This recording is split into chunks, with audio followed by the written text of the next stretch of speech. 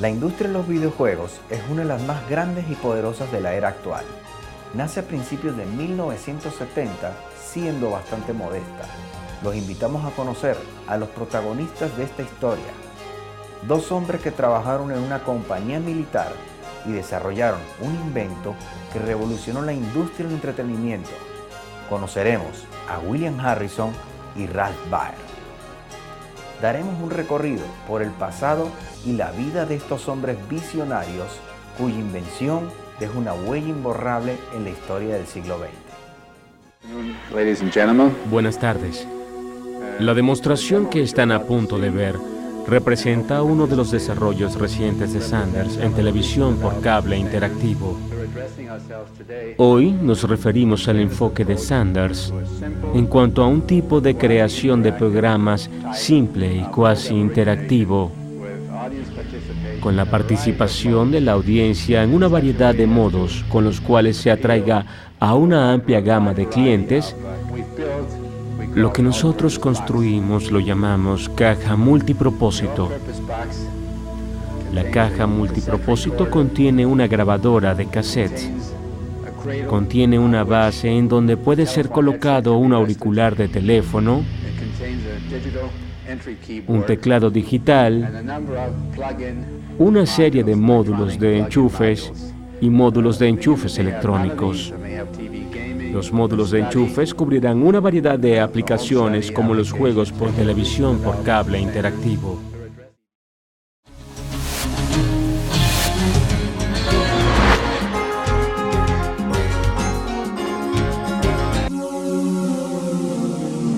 La sencillez de este juego no se parece en nada a la emoción que causó en su momento. Fue la primera vez que se puso a la mano del público común y corriente la posibilidad de manejar a su antojo una imagen de televisión, que para muchos era un misterio, el misterio del mago con cara de vidrio, como llamara al televisor el escritor venezolano Eduardo Liendo. El juego ha estado presente en la vida de los hombres, incluso antes de que el Homo sapiens pudiera llamarse como tal. No se requiere ser un estudioso de la psicología animal para entender que el juego forma parte de las actividades que los mamíferos superiores, y en especial de sus cachorros, hacen a lo largo de la vida. Se considera juego a todo ejercicio mental o físico que se haga principalmente con fines de distracción. En forma general, el juego implica la simulación de situaciones de la vida real que se hacen ya sea con fines didácticos o por mero placer. En todo caso, el juego implica reto, el reto de reaccionar adecuadamente ante una situación que se parece a la vida, ya sea para prepararse para ella, superarla o evadirla a través de su dominación simbólica.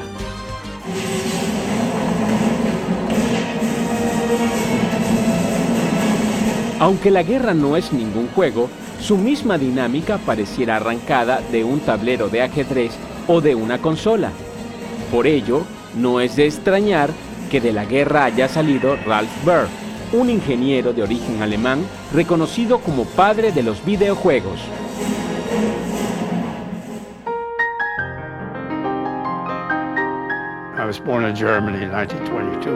Nací en Alemania en 1922.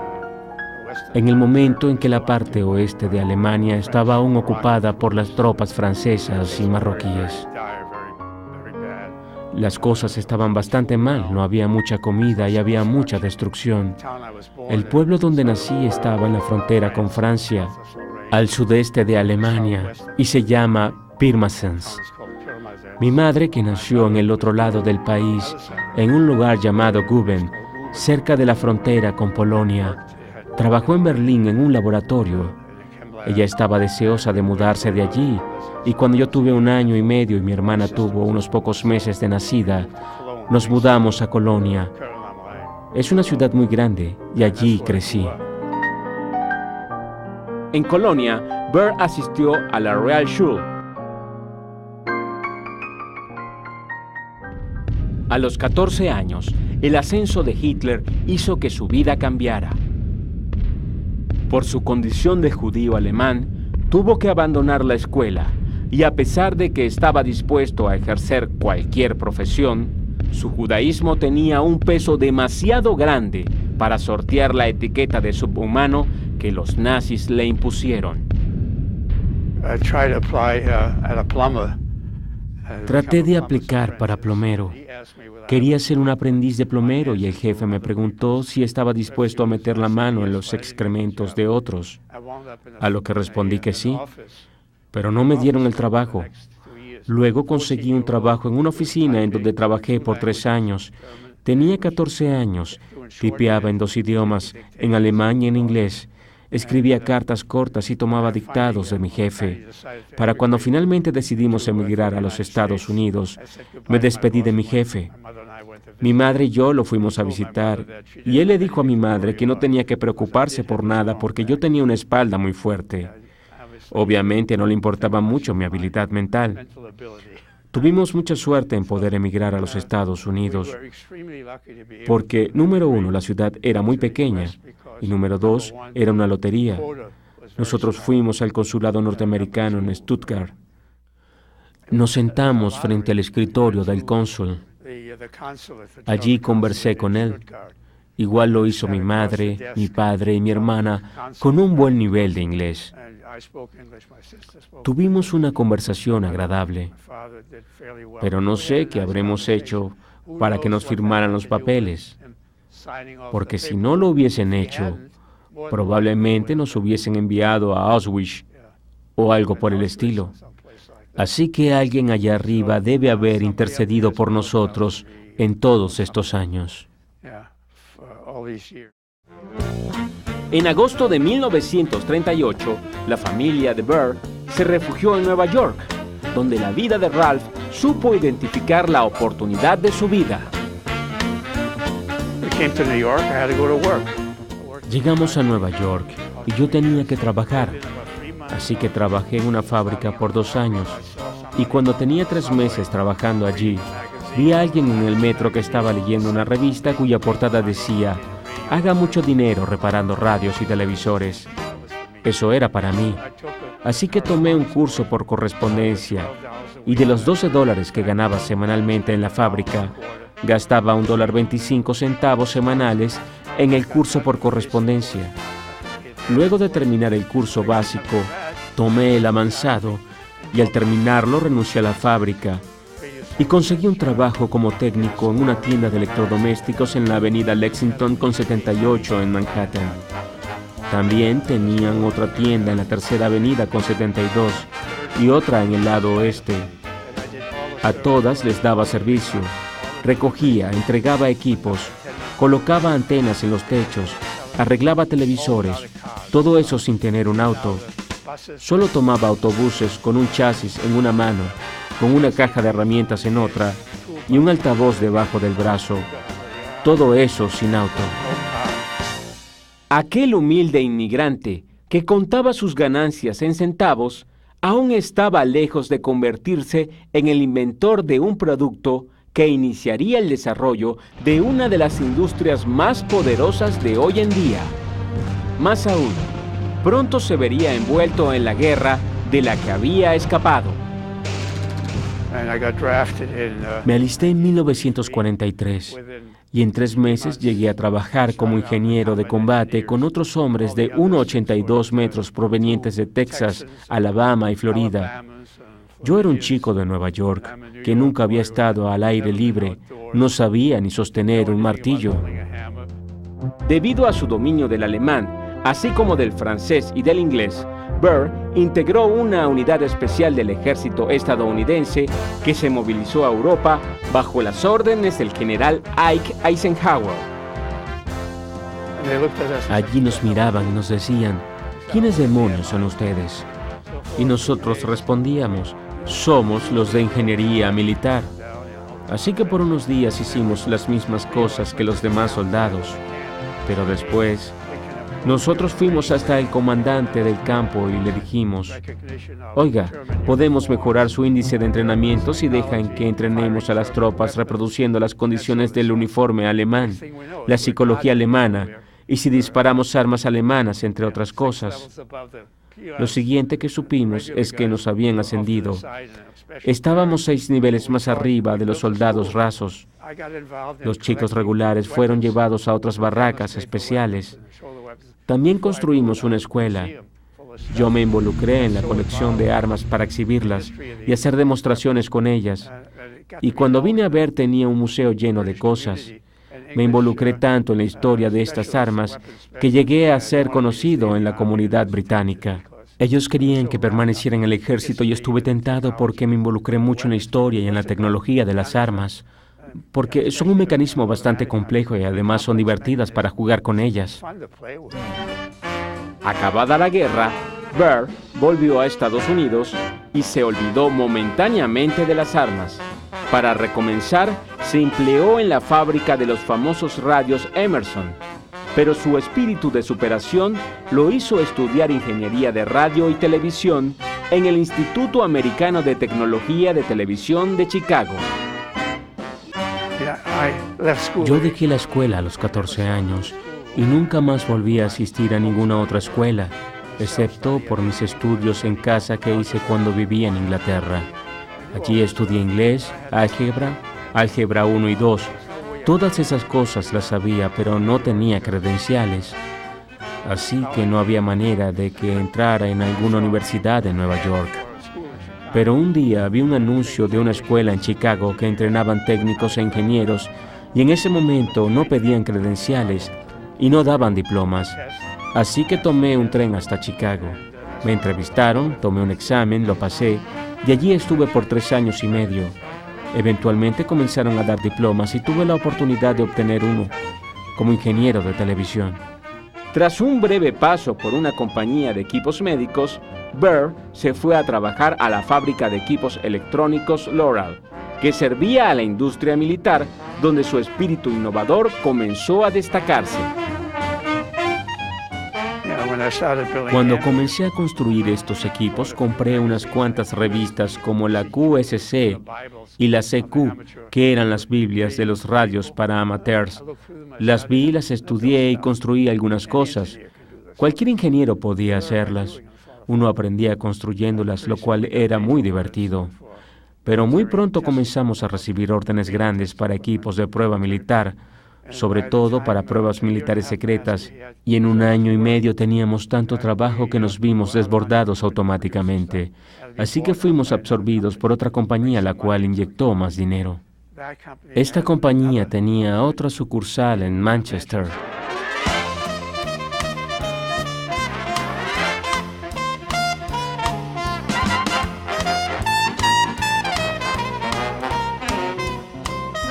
Una vez en Manchester, New Hampshire, Burr cambió de nuevo de compañía para toparse con Sanders Associates Incorporation en Nashua, también en New Hampshire, donde estuvo los siguientes 30 años de su vida. En Sanders, Burr recordó su vieja pasión por las armas, pues allí se hacían aparatos electrónicos para los militares, y así, influenciado por el espíritu lúdico, terminó desarrollando los primeros videojuegos al lado de su colaborador, Bill Harrison. En septiembre, unos 6 o 9 meses antes, se me ocurrió la idea de los videojuegos. En ese momento necesitaba un técnico y llamé a otro chico llamado Tremblay. Él construyó un chasis de tubos de vacío. Bill no estuvo involucrado. Luego volvió con nosotros, creo que en enero. Acababa de terminar un proyecto militar y estaba llenando el papeleo, el cual detesto.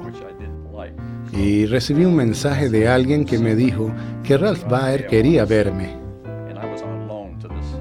Yo estaba de paso en el otro proyecto, que era un proyecto militar oceánico. Así que me subí a mi auto y fui a verlo en la planta. Me contó un poco lo que estaba haciendo y me enseñó lo que había hecho con el diseño de sus tubos. Y cuando vine a ver, estaba allá trabajando con él. Algunas de las cosas que desarrollamos fueron sistemas de proyección televisivos que proyectan señales alfanuméricas, lo cual era nuevo en esos días, Inventé nuevos métodos junto a otro hombre para hacer circuitos múltiples de señales. Experimentamos con memorias primarias para distintos aparatos.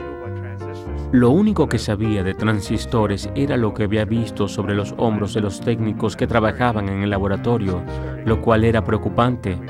Así que cuando comenzamos esta actividad de los videojuegos, tuve a alguien que me enseñó a construir un chasis de tubos de vacío y a colocar un punto y una línea en la pantalla, a mover una línea o un punto de arriba a abajo y a colocar color en el fondo utilizando estos tubos de vacío, que era con lo que sabía trabajar. Eso fue en septiembre u octubre de 1966, porque yo escribí el primer documento de revelación de los videojuegos el 1 de septiembre de 1966. A principios de 1967, Baer y Harrison habían comenzado a desarrollar los primeros chasis con transistores. Era un gran chasis en donde colocamos un número elemental de transistores que permitía mover varios puntos en la pantalla, los cuales podían ser perseguidos y eliminados como en esos juegos de persecución. La idea de Baer era hacer juegos de persecución que consistían en cazar un punto que se iluminaba en la pantalla del televisor con una luz que provenía de un lápiz, lo que se convertiría en el primer sensor óptico. Pudimos cambiar el color del punto, cambiar las reglas del juego, cambiar el aspecto de la pantalla para hacer un juego diferente. Era algo muy primitivo, pero la idea era construir algo simple y barato que pudiese ser vendido por $25, y para poder lograr eso no podíamos usar muchos componentes. Naturalmente, el trabajo de Baer y Harrison había llamado la atención de sus compañeros de Sanders, y pronto sus superiores les pidieron una demostración del trabajo que llevaban en secreto. Tuvimos que hacerlo público. Tuvimos que hacer una demostración. Por supuesto que no podíamos arruinarlo. Teníamos que hacer una demostración perfecta, y para asegurarme de eso compré una grabadora para grabar la descripción de cada juego, los cuales eran 7, para luego poder jugarlos. Bill construyó un pequeño aislante de frecuencia FM, muy parecido a los antiguos radios de frecuencia de años atrás. Colocó el audio dentro de este aislante, el cual emitía una señal de FM, y la unió a la señal del video, la cual llegaba al televisor, y luego la sacaba por los altavoces de este. Así que cuando el presidente y el vicepresidente ejecutivo vinieron a ver la demostración, presionamos el botón de la grabadora y esta dijo: "Juego número 1. Es un juego de persecución". Así, supimos que no lo habíamos arruinado porque fuimos los primeros en dar estos tipos de introducciones en las demostraciones. Así fue como por primera vez en la historia tuvimos juegos de video que tenían una introducción vocal estilo voiceover. Cuando llegó el día de la demostración, resultó que la junta de directores había estado en sesión. En el momento que terminó la demostración, la mayoría hizo así, y un par de ellos nos dijo: "Vaya, sigan adelante". Lo único que nos dijo el presidente fue: "Enséñeme cómo hacer dinero con eso", por lo que supimos que teníamos algo.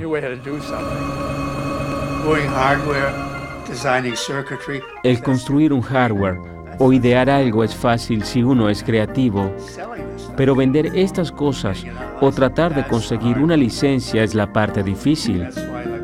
Por eso, como dijimos antes, es que los de mercadeo conducen un Cadillac y nosotros, los ingenieros, conducimos un Ford o un Toyota. El siguiente paso fue tratar de hacer comercial y atractivo el aparato para el público. La caja marrón, con su primer control, fue el primer prototipo de aparato que permitía el control de la imagen, lo que la convierte en la pariente lejana de los modernos PlayStation, Wii y Xbox. Bien, tengo que darle todo el crédito a Bill, de toda la parte física de la caja. Puede que yo haya sugerido cómo adornarla. pero creo que fuiste tú el que fue a la tienda y compró el papel plástico marrón para decorarla. Comenzó con el juego número 2, que tenía una palanca y que mostraba un juego de persecución. Ese que le mostramos a la junta directiva de la compañía. Era un chasis lleno de piezas, de transistores, resistencias, circuitos, entre otras cosas, el cual fue diseñado por Bill. Él hizo todo el trabajo de diseño. Luego pasamos a una caja más pequeña que se suponía sería un producto que no fuese tan costoso, pero de nuevo colocamos más o menos los mismos materiales, pero utilizamos una especie de panel que permitía tener varios tipos de circuitos en un mismo paquete. Con este tuvimos dos problemas. En ese momento salía muy costoso y segundo, consumía mucha energía. Construyó una tarjeta de circuitos y luego le colocó aisladores para luego añadirle los transistores, resistencias y todo lo demás. Burr reconoce que Harrison también fue el creador de la pistola de luz.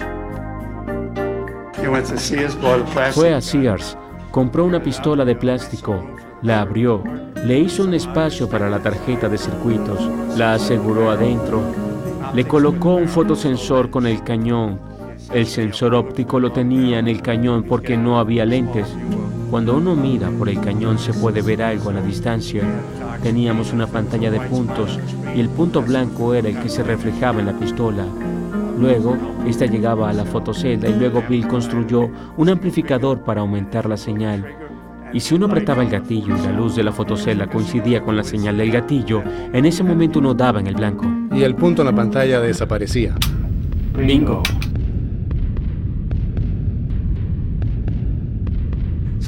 El siguiente paso era eliminar ese gran chasis y sacarle aquellas cosas que funcionaban muy bien y colocarlas dentro de una caja pequeña, el cual fue el juego número 3. Tenía 3 tarjetas removibles, 2 perillas a cada lado para mover los 2 puntos y una pequeña pistola para dispararle a la pantalla. Cuando terminamos, Bill hizo una lista de materiales y les colocó un precio. Pero ¿qué sabíamos nosotros de precios y de comercializar un producto? El elemento que le hacía falta al juego diseñado por Burr y Harrison se lo puso un tercero, el ingeniero Bill Rush. Añadió un tercer punto, controlado por la computadora, con lo que el reto estaba completo, pues era un elemento independiente de la voluntad de los participantes. Pronto a este punto se le asignó el papel de pelota en los juegos de campo, como el voleibol, el balonmano, el tenis y el ping-pong. Una vez que tuvimos el juego de ping-pong, supimos que ese era el juego ideal. Las siguientes preguntas que nos hicimos fueron: ahora que lo tenemos, ¿qué hacemos con él? ¿A dónde vamos? ¿Quién va a fabricar esta cosa? La primera respuesta a esta pregunta fue acudir a las compañías de televisión por cable, que en aquella época incipiente apenas contaban con menos de 100,000 suscriptores. Burr les propuso, con 40 años de anticipación, la creación de canales interactivos para juegos. Todo lo que tenía que hacer el canal de cable era tomar una cámara, apuntarla a una tabla gráfica de colores, una que imitara a las gradas y la cancha de un partido de tenis de Wimbledon. Nosotros anclaríamos los 2 puntos sin necesidad de colocar la raya en el centro porque abajo estaba la gráfica. Colocaríamos a los 2 jugadores a cada lado, las raquetas y la pelota encima de este fondo y así tendríamos una bonita presentación, en vez de colocar todo eso encima de la pantalla.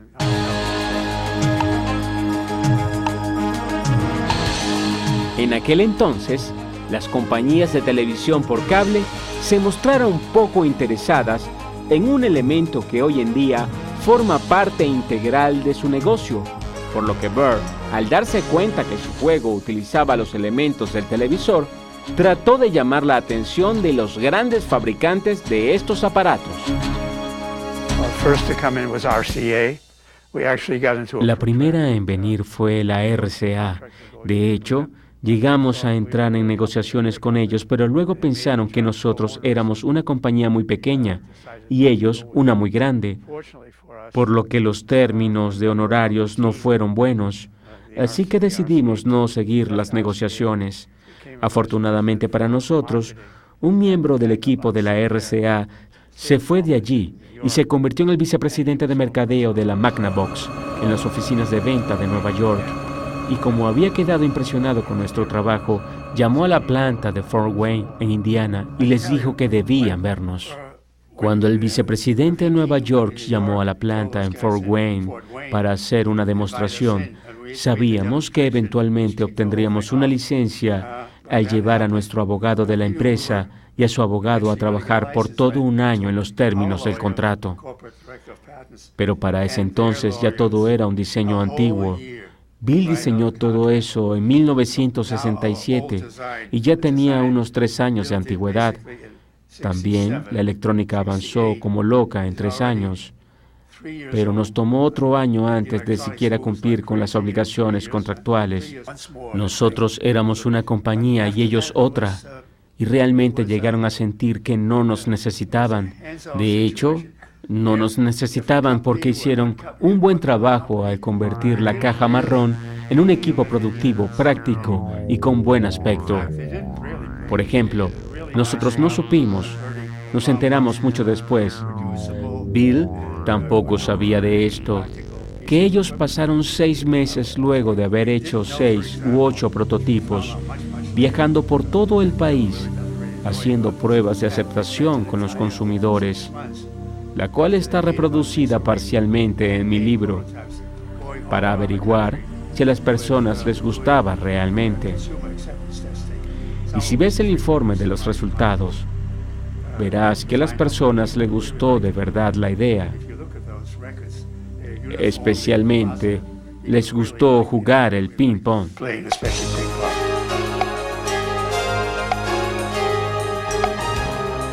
Finalmente, el 3 de mayo de 1972, la compañía Magnavox decidió dar el paso y ofrecer la primera consola doméstica de videojuegos, que se llamó Odyssey Magnavox. Aquí voy. Arriba y abajo, arriba. Se está poniendo difícil. Se fue. Uno más. Aquí vamos. De nuevo fuera. 2-1. Jugaremos hasta llegar a 5. Así como a Colón se le reconoce como descubridor de América, a pesar de que se ha demostrado la presencia de los vikingos antes de 1492, la paternidad de los videojuegos se le atribuye universalmente a Ralph Baer. Fueron él y su caja marrón los que pusieron en manos del niño común y corriente la posibilidad de manipular imágenes generadas electrónicamente, convirtiendo al mundo en un gran campo virtual de batalla. Cuando hicimos todo el trabajo, solo era una pequeña idea que terminó en una pequeña caja que con suerte podríamos conectar a un televisor. No había todo un concepto de hacer un gran invento para la industria, ninguno lo planeó así. Pero al mirar atrás, la verdad es que sí tenía la idea, tenía el concepto. Me senté la mañana del 1 de septiembre de 1966 a escribir un documento de 4 páginas, y si uno lee lo que propuse, está todo allí. No solo tuve la idea, me senté a desarrollarlo, puse a trabajar a los técnicos y trabajamos en ella. Después de un tiempo se nos unió una tercera persona, luego vino Bill, y en unos años lo habíamos logrado sin darnos cuenta. Por ejemplo, cuando llegamos a la caja 6 ya teníamos el ping-pong, el handball, el tenis, el voleibol, los juegos de persecución, y ya no teníamos que volver a la caja marrón. Solo teníamos que hacer lo que nos decían algunos ingenieros, que era poner un par más de transistores para hacer más juegos. Debimos haber parado cuando llegamos al juego 6. En realidad, teníamos una bola de nieve rodando cuesta abajo y que cada vez se hacía más grande. ¿En qué contribuimos? En muchas cosas. Tenemos que admitir que si no hubiese hecho las cosas que hice y hombres como yo y como Bill no hubiésemos hecho lo que hicimos, hubiese pasado de todas formas, porque tarde o temprano las computadoras personales iban a llegar y ellos se las hubiesen ingeniado para averiguar que lo que más querían las personas que tenían computadoras personales era jugar juegos, por lo menos el 90% de ellas. Pero nosotros llegamos antes y allanamos el terreno.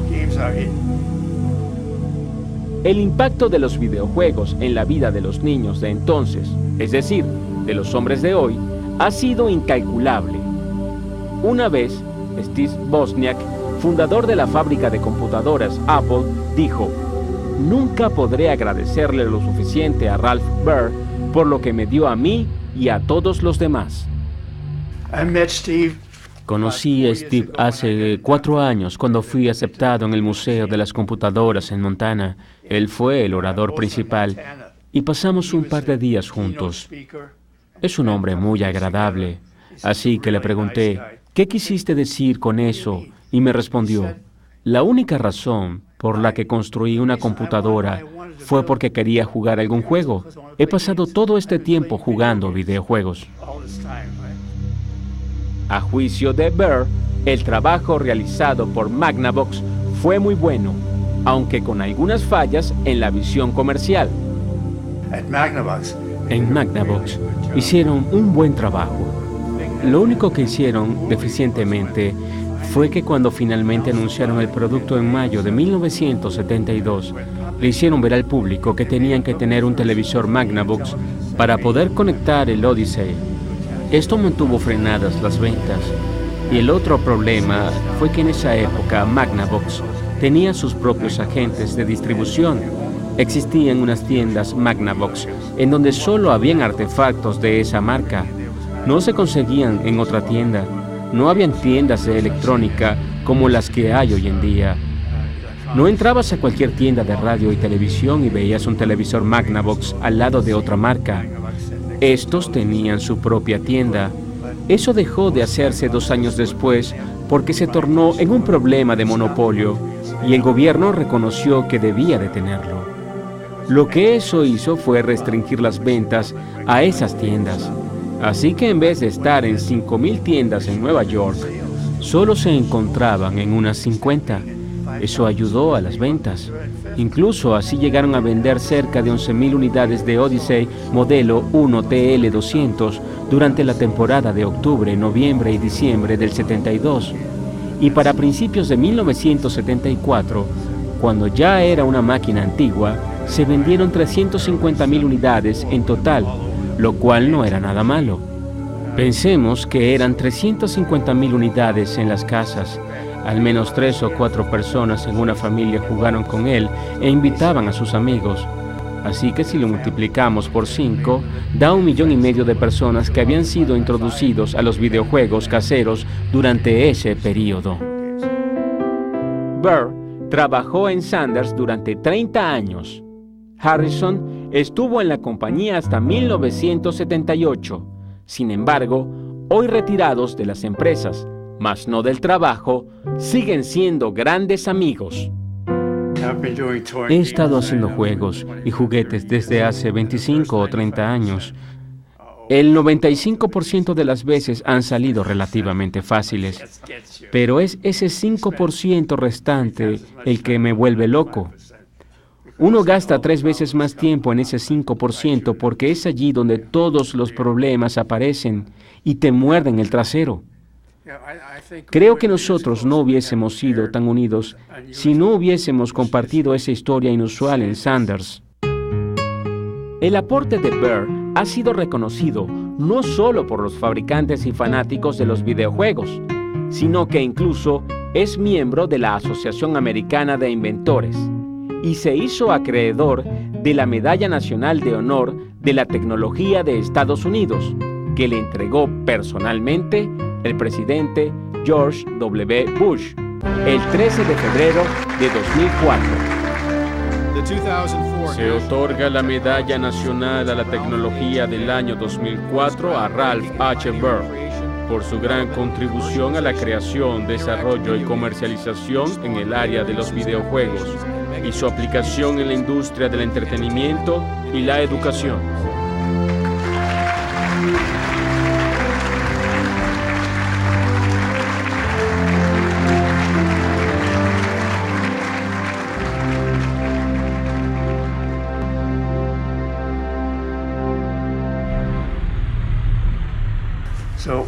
Al mirar atrás, ¿me siento orgulloso de lo que hicimos? Claro que sí. Tuvimos la visión, pero no tuvimos las herramientas ni el dinero. Por eso todo quedó allí. De hecho, recuerdo que era cerca de la medianoche cuando estábamos en un estudio en Massachusetts, cerca de Boston, y decidimos detenernos mientras nos dirigíamos a casa para comprar algo de comer porque teníamos hambre. Sí, cenamos filetes. Y estábamos saltando de arriba a abajo porque allí estábamos dos hombres, ingenieros, trabajando en una gran compañía de aparatos electrónicos militares. Y nos dimos cuenta de que estábamos haciendo lo que queríamos hacer. Y a nadie le importaba, porque estaba llegando toneladas de dinero por concepto de licencias de los videojuegos. Fue allí cuando entendimos que teníamos lo mejor del mundo en ese momento.